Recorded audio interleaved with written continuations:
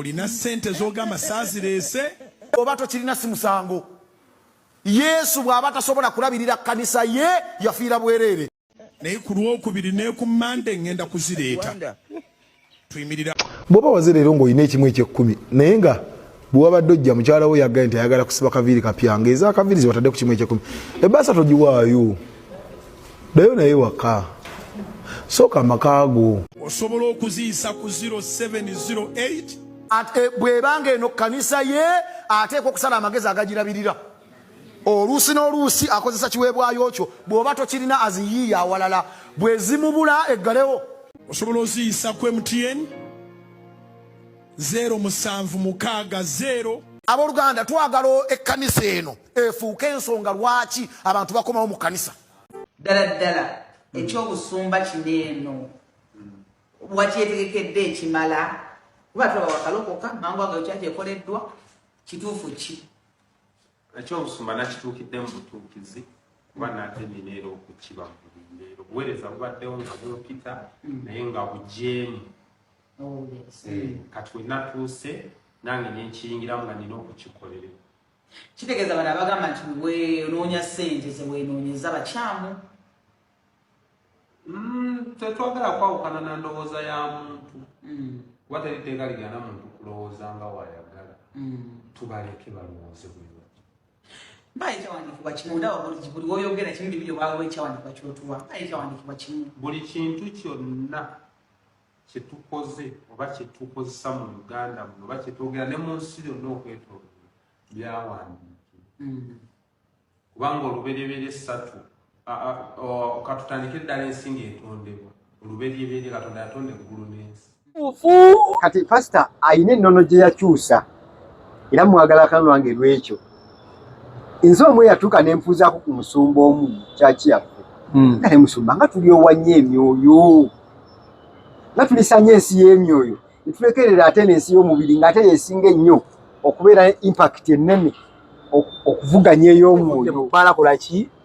jangu n'abakubize n'agamba omuntu olina okukola ki okukola sijja yagamba pastor yagamba omuntu avudde mu bbaala yasuze mu bbaala wagendera ku mulimu okukola naye ng'asuze mu bbaala akola ki asula anywa naye n'agenda naye n'akera ku makya n'agenda n'akola kati gwo lwaki gwe omulokole togenda n'okola ki abasinga beekwasa mbu nasuze mu overnight oli yasuze mu bbaala ng'anywa naye n'akera n'agenda n'akola okisegeera wabanga agizegize ng'ayiwayo amazzi tusimbudde tuli ku Focus TV olutimbe gaggadde gaggadde watakigize nnyo era lugaba gaggadde kuba wayoba ku simu yo era osoogera mboti neki kadolaba mulimu n'abalabira ku ki ku TV zaabwe kalina ku TV zaagiramu smart TV n'atula bwaki 5 kitegeera n'alaba ekintu abantu balozolooza ebintu byakusimu byokka omuntu asobola bye nekuki neku TV kadi ogamba gaggadde oba tokoze eki atokoze ensobi nkwaniriza ku TV gaggadde lutimbe gaggadde edda baluyitanga gaggadde lutimbe telefayina mbakisizaamu so onawe osinzidde okubanga olaba Focus TV thank you so much bwenyo okubira nga ekikola era nkukulisaayo ku mukolo Matanga Masaka gwalimu akakuba naye akakuba katugiragiramu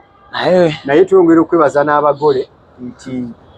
bebale kweteekateeka ne bateekamu kasente buli kimu kyatambula manyi wadde enkuba yalimu ne bakkiriza emikolo gwabwe ne bakola ki ne baguteekateeka buli kimu kyatambula jodde enkuba atonnya tulaba twamalira mu budde gamba buli kimu kyali magira tukulisaayo buli omwe yali ku mukolo ogwo nabo bebale kubeera nga bakkiriza tuwa emikolo Focus event services okubeera nga bakolera emikolo egy'enjawulo era namwe tubayita ate nabatugezaako tulozeeko olabe tulabe ki kye tusobola okubeera nga tukolera muko bwe tujjidde mu weekend bwe tuvidde mu weekend awo ba TikTok bakkiriza omwami pastor Isaac Alumushana osobola osiimye mwakati awo ba TikTok bakkiriza ate gwe kuba naawe badde omugoberera ekyo ngamba okuvayo ne bakiza bega kituufu olwo omusajja kale bo ate gwe sokota opinion yo gwe nga gwe nga pasita nga nze gwe ngeri gy'omulabamu byayogera bituufu kati pasita ayina ennono gye yakyusa era mwagala akanwa lwange lwekyo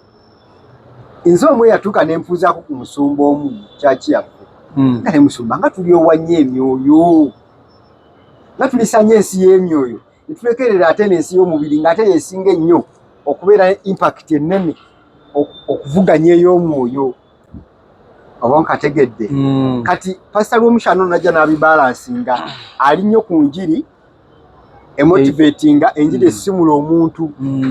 ate nga gitwandibaddeko ate abasumba balaba bagikuba gamba mu basumba bonna yakola ki olaba ekyo ekintu ekyo kyogambye kiri nnyo mu kyaki zino eza wansi zino ez'ebibaati ezo era nze olaba okuba kuyingira ddiini nga ngenda kuba mulokole kyeki zesobola osabira kyeki eza wansi ezibeera ku byalo eyo waffe ezitandikirwako ezo ezitaaki enjiri ebeeramu eba yaddala iyo enjiri gyo omuntu yenna gyandikoze eki osegera ojeba ekyaki baana ya bibaati era omusumba abuulira ekigambo nga kya mwoyo n'abaso waliwo bana kati batukayo ne bagaziwa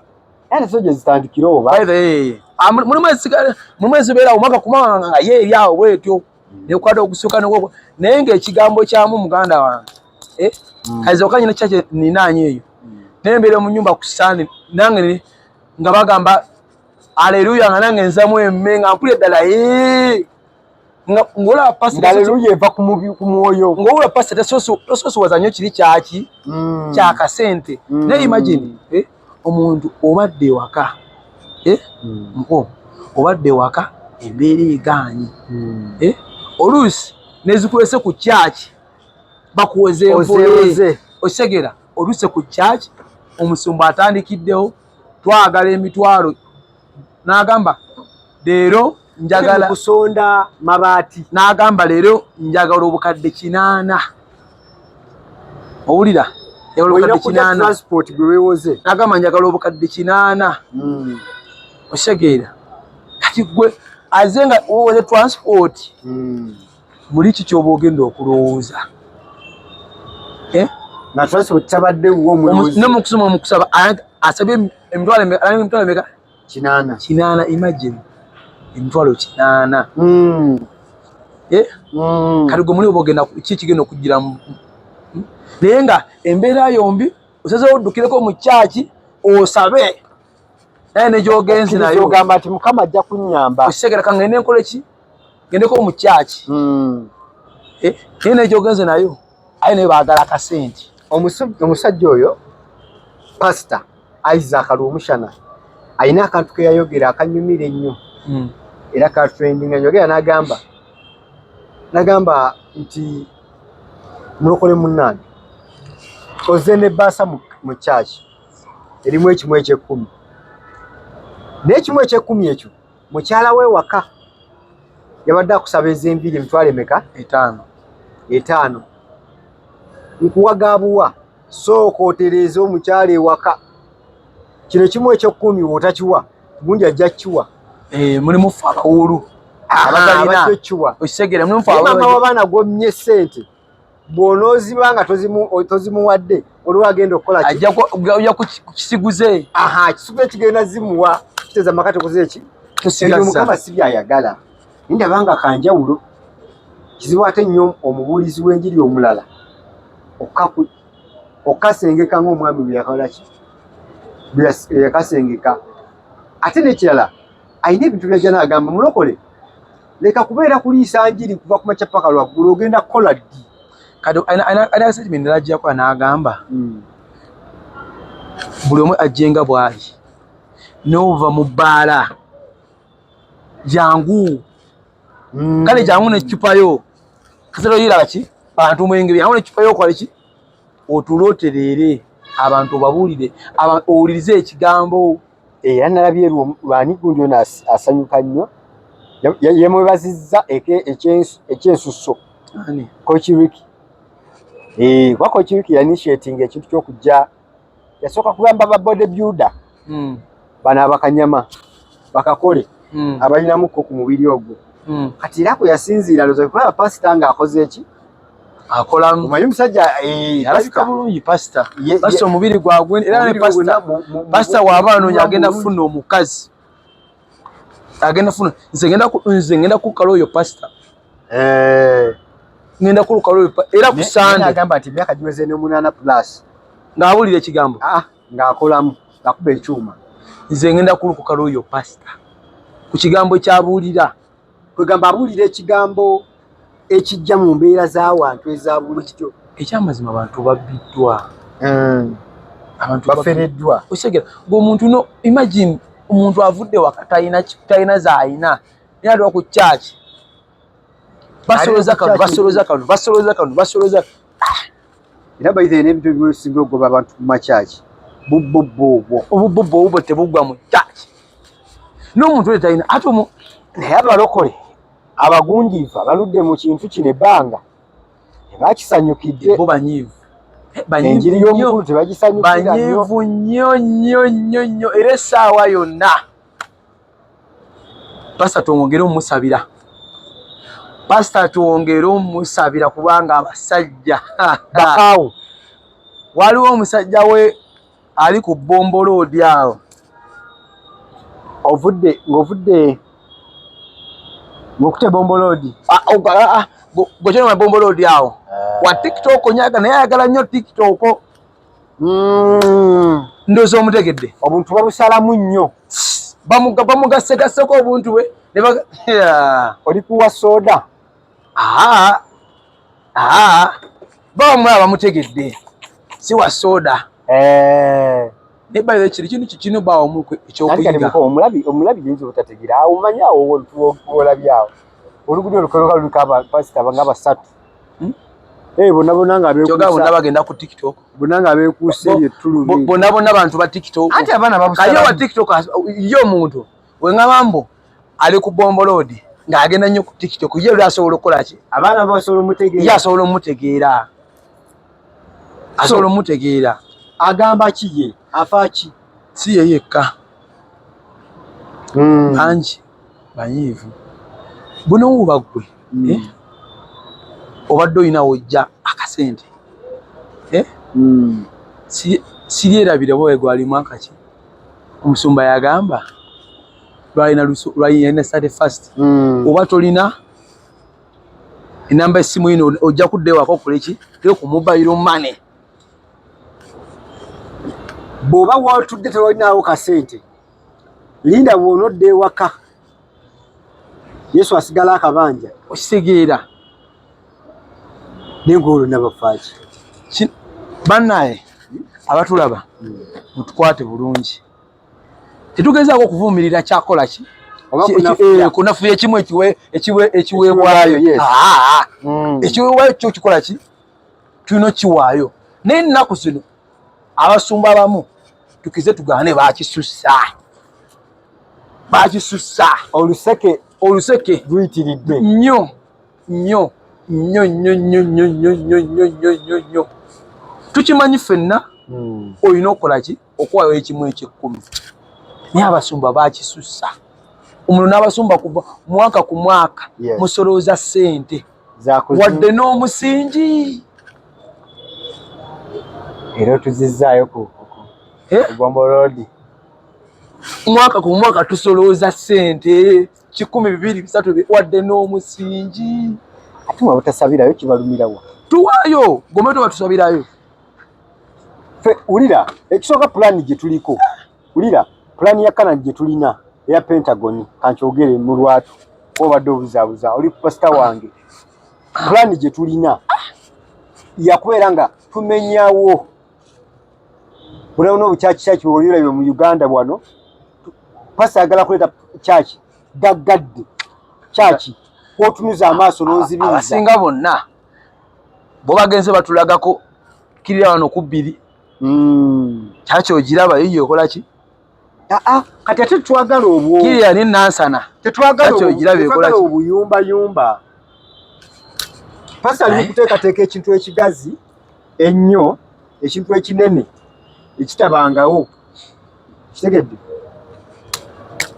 tuteko ku njiri y'omukulu Omushana gy'abuulira bibiri kale eri etya ya mu bayibuli oba ye abuulira bya mu nsi kuno okubeera enjiri eri mu bayibuli lwakuba bano abasumba batusumba tebaagala gikola ki gikoonako osegera buli gamba jangu nga bw'oli n'omusajja era kyagamba agamba n'oba ovudde mu bbaala kola ki jangu n'abakubize n'agamba omuntu olina okukola ki okukola musajja yagamba pastor yagamba omuntu avudde mu bbaala yasuze mu bbaala wagendera ku mulimu okukola naye ng'asuze mu bbaala akola ki asula anywa naye n'agenda naye n'akera ku makya n'agenda n'akola kati gwo lwaki gwe omulokole togenda n'okola ki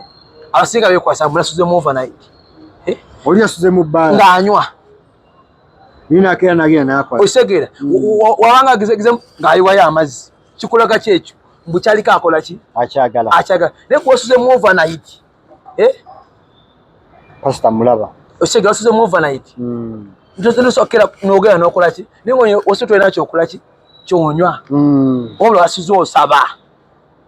osegeera kati Katonda anaakuyamba atya nga wasuze mu overnight wasuze osaba ate enkeera oli waka weebase naye oli yasuze anywa otulabanga akola ekibi ali ku mulimu gwakola ki ate era n'omwenge muleeta hangover osegeera wabanga agezegize ng'ayiwayo amazzi lwaki abantu tebaagaggawale osegeera iyo enjiri pasa gyakola ki ate ate akatoka ke yagambye bwe tugenda makyaki amalala bakusikiriza nnyo okulokoka era kimu bibiri bannange mulokoke mwatule balimeka bazze okwatula ne pasi oli alina akantu kakuliriza yagamba jangu nga bw'oli oba oli wa ddiini ki oba oli musiraamu oba oli mukatuliki oba oli mukristaayo oba oli mu adiventi gwe jangu nga bw'oli ate eddiini ye gy'abuulira takusikiriza oba kusika kukulokoka oba kwatula bw'oliba gwe otuusiza ng'okiwulira kikukwatako oli yatula abasumba balala kye bakola de wano olweyanjula nti bannange nze kiganda lokoka yatula mubeera namumentera okulinya bubaasi waffe buno buwakoloniwe mubeera mu kabaasi sijja najja nga ababuulira enjiri kuva Kawempe paka mu tawuni n'ama n'agamba yatula amangu ago wanika omukono salawo omuntu nasooka kiwulira kiringa omuntu wagamba va ku mwenge tosobola kuvaako nga tokoze eki nga tokiwulidde osegera mulimu ebintu ebimu nga weefumitiriza gwe kalimu ebintu ebimu bye nga tukyali bavubuka osegera twasalanga enviiri osegera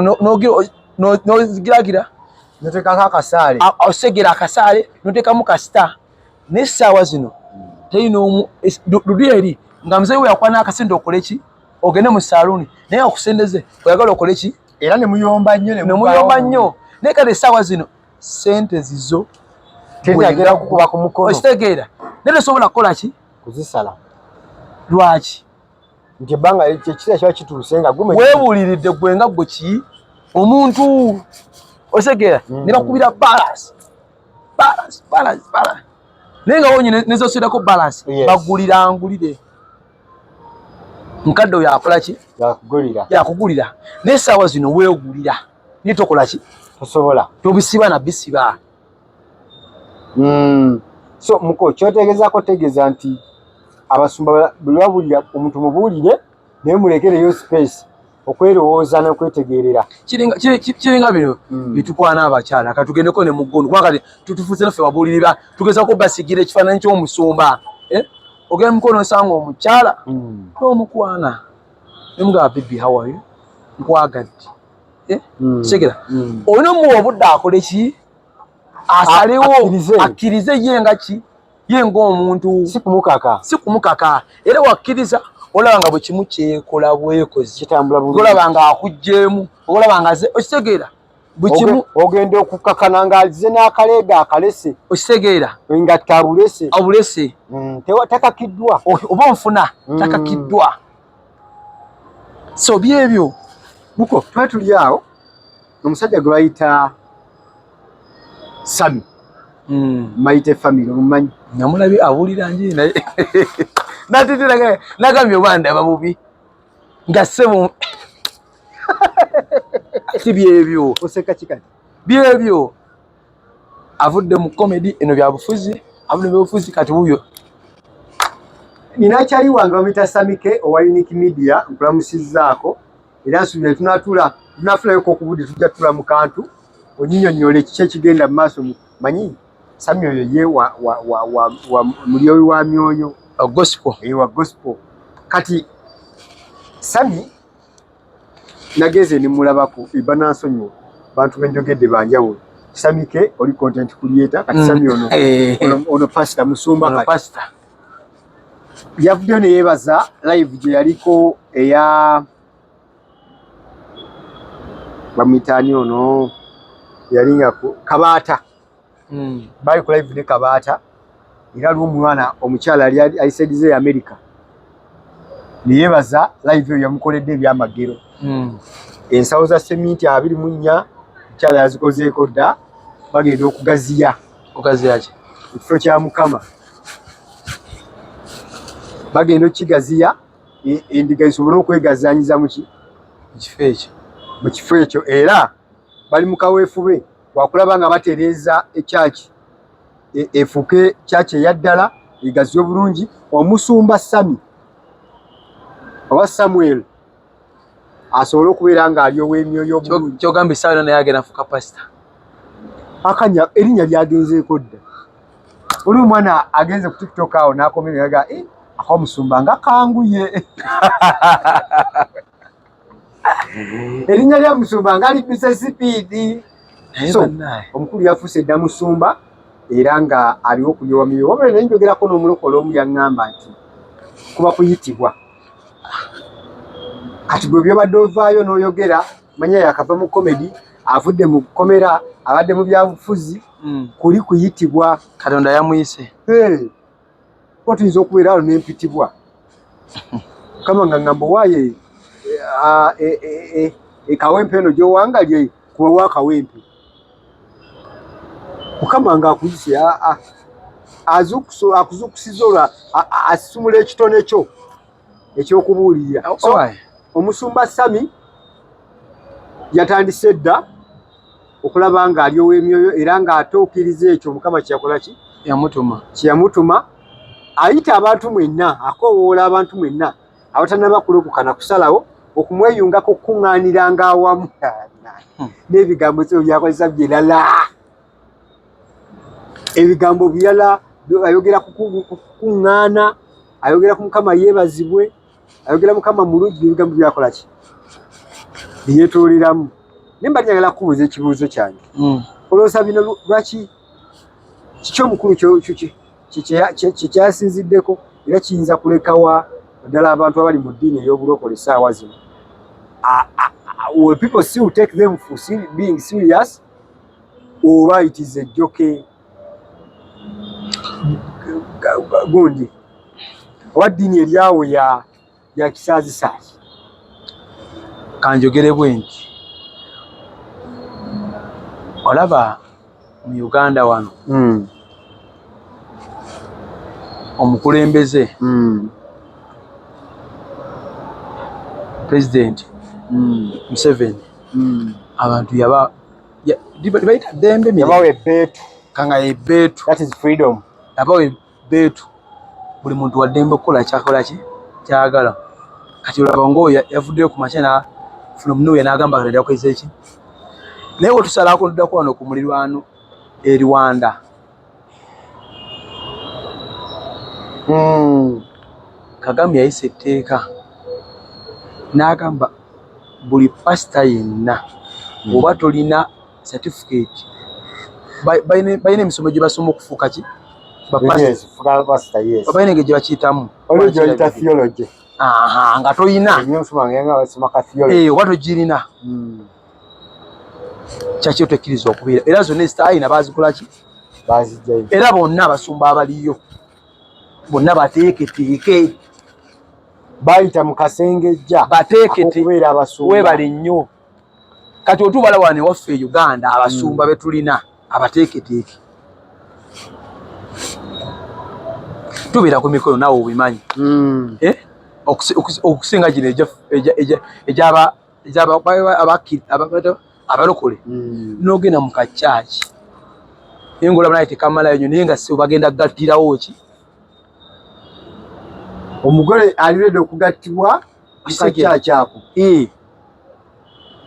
naye ngaolaba tekalina na qualification zonna zisobola kugatta muntu kyova olaba abantu abasinga muko omuntu ng'ategeera sijagamba nga tategeera kale omuntu yenna oba nkyogere ntya abantu abasinga bakozesa nnyo tugenda mu buvumbo buno obw'empeta kozakyo abantu abasinga tugeze abamu wabanga abadde mulokole abamu bagamba nnyo tugende mu mateeka tugende muki eyira bale eno gundi yaki eya wano ku kooti civil marriage nti civil marriage eyo giraba jetteeka lyo likola ki likola naye kati gwe just imagine ate eri simple webale nnyo naye gwe just imagine omuntu wagatire mu kyakinga eyo yakibaati basobola okuddamu okusanga nga terinawo nga n'omusumba yebagatta taliiwo okitegeera naye zesiboma ezibeera ennungi mu bintu byamaki byamuneka bukimu kitambulira muki babaza nobaleza ne mukola ki okitegeera kati so era senga ne gavumenti yaffe ekintu ekyo ekikola wano abasumba bayinza okunyiga ekirala kyendowooza ekinsipalinze Samuel Kola Church tukize tugaane ngera abamu we bateebereza bandibanga mulimu kati Uganda wano kituufu awo tolimbye kubanga omuntu akirira ku makya n'agamba omusumba enyenga kivudde mu kamwa k'omusumba n'agamba olunaku lwaleero njagala obukadde 8 ate ne mu bwesonda n'agamba njagalayo abantu nga 2-3 ng'oli sure olunaku lw'enkya ugalo tewe milioni nga 5 wano o milioni meka ng'oli sure mwanike emikono mujje wano eno basabire kati gwe muli kikugira mu birowoozo olwo ne batuuka nga mulimu emitendera etya abanaalaga omusumba ku Sande sente bweziti sina Sande yokka omusumba nyina atuuka ekiseera n'agamba tuweteyo akakadde akakadde mujje 5 mujje olwo omusumba ayemye bwati n'agamba kati njagala ensigo etakka wansi atandikira mu $1 so ne Sami bwavayo nagulawo church imagine omusumba atandikira mu $1 n'agenda nga mukakadde ekinene nnyo akoma ku $1 mwabalina eziri below that mutulindemu tebabanyegana kuwadde era mwe bagenda basabira mu bakira kikungo nomye gye babalambu temuli nayo naye nga ate bannaye ekimu ekyokumi abantu balina okkiwa era ekimu ekyokumi tukiwa muki tukiwa naye ekimu ekyokumi tebakisala webale nnyo kiringa mabugo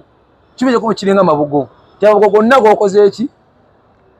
oba awaddeyo 2 oba awaddeyo 3 kyebolaba tutekana muki mu bbaasa n'ennaku endoze n'ebbaasa tezikyakola olina okulaga sente z'olize nazo okitegeera ebbaasa zikyakola kale ennaku zino nedda twatekanga muki mu bbaasa n'osiringa bulungi era kyaki ntono nnyo ezo ziri kyaize ngambe ziri ezewaffe ezasooka ez'ebibaati era ez'ebbaasa zikola kiziyita so wetunatufunye akaseera akalungi tujja kukyazaako ku mulokole wano ayongere okutemeratemeramu naye abadde muki anti wulira kati oli agenda kujjira mu ddiini yaabwe nga batutemeratemera bitendera ki emituufu gye bayitamu omuntu gye yandiisemu okutandikirawo kyaki tugende ku embuulira y'ekigambo nga tukompeyalinga n'ey'omusumba lw'omushana byakola twongere okulaba nga tuttaanya abantu, twongere okulaba nga bafuna the broad picture olw'ebigenda mu maaso. Otherwise ne Musumba alabika bulungi. Webale kubeera ng'otuwadde Musumba alina omubiri yeekozeeko bulungi naye era Musumba aba akyali single agenda funa omukyala. Musumba Isaac Alumushana abaana b'ennaku zino baagala abakyala abakola abaana b'ennaku zino baagala abasajja abalagikako. Musumba ekirivu kwekiri omubiri kweguli ate akyali single. Tetuyinza kusukka wano. Obadde mulabi mulungi okuva gye twatandikidde nkwebaza okulaba Focus TV. Mutukkirize tukome wano tujja sinkana nate vidiyo ezijja mu maaso awo. For now kusubscribinga ku Focus TV yange bingi